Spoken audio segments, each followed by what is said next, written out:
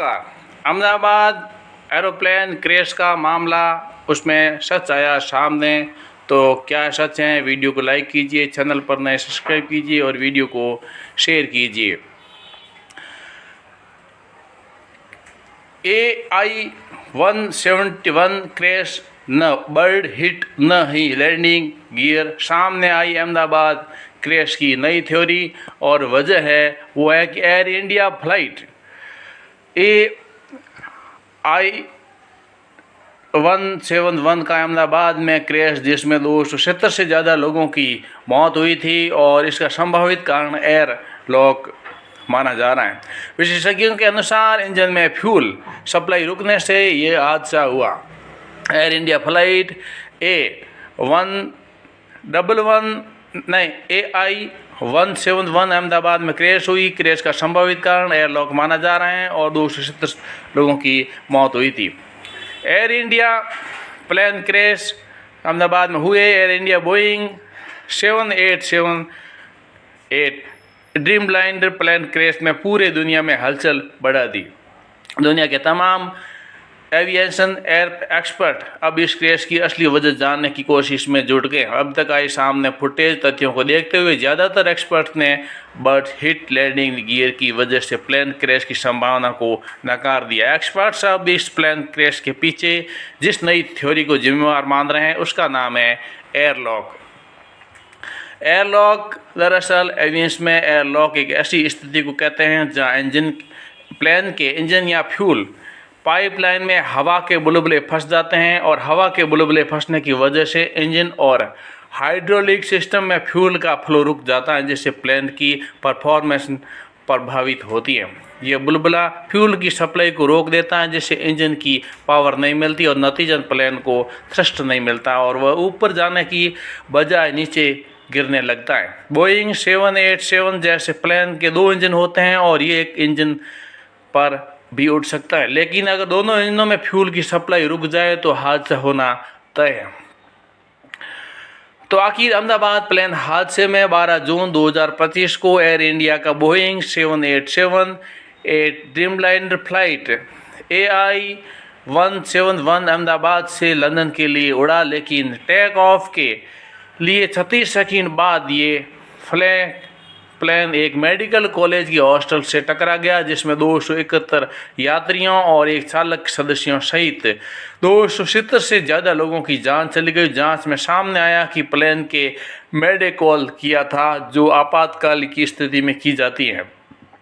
कुछ विशेषज्ञों का मानना है कि एयरलॉक इस हादसे का एक संभावित कारण हो सकता है। एयरलॉक आखिर कैसे बनता है? प्लेन के फ्यूल टैंक या पाइपलाइनों में अगर रखरखाव के दौरान हवा फंस जाए तो ये एयरलॉक का कारण बन सकता है। साथ ही अगर फ्यूल सिस्टम में हवा के बुलबुले रह जाएं तो भी इंजन तक फ्यूल की सप्लाई बाधित हो सकती है। इससे इंजन की पावर कम हो सकती है या वो पूरी तरह से बंद हो सकता है। विशेषज्ञ कैप्टन स्टीव शिबनर के अनुसार अहमदाबाद हादसे में प्लेन का रैम एयर टर्बाइन्स R8 सक्रिय हो गया था, जो आमतौर पर तब काम करता है जब प्लेन के इंजन या इलेक्ट्रिकल सिस्टम में खराबी आती है। अहमदाबाद प्लेन क्रैश में ये संकेत देता है कि शायद दोनों इंजनों में फ्यूल की सप्लाई रुक गई थी, जिसका एक कारण एयरलॉक हो सकता है। वीडियो को लाइक कीजिए, चैनल पर नए सब्सक्राइब कीजिए और वीडियो को शेयर कीजिए। उसी के अलावा दिनमान की बात की जाए तो ये एक संसार का एक ऐसा अनोखा और एक बहुत यादगार एक घटना है, बहुत बुरी घटना है और इसने सभी पूरे संसार के जितने भी हैं उनको झकझोर करके रख दिया है। क्योंकि हादसे तो कई जगह समुद्र में भी होते हैं, आकाश में भी होते हैं, लेकिन जो फ्यूल टैंक, जब फ्यूल नहीं आएगा तो इंजन कैसे चलेगा और फ्यूल कैसे बंद होकर के चला गया। फ्यूल पर कैमरा होना चाहिए, फ्यूल बंद है चालू उसका भी सिस्टम आगे दिया जाना चाहिए। क्या ये नहीं देखा? जितने उसमें जो क्रू मेंबर थे, ड्राइवर थे उन फ्लाइट के, उनको देखना चाहिए था कि ये फ्यूल बंद है या चालू है। तो कितनी बड़ी क्या साजिश होती है। हालांकि जांच अभी चल रही है, लेकिन अभी तक जो सामने मामला आया है वो फ्यूल टैंक को बंद था, इसीलिए ये दुर्घटनाग्रस्त हुआ प्लेन। तो ऐसी बात बता रहे हैं, लेकिन एक कितनी छोटी लापरवाही और कितने लोगों की और कितने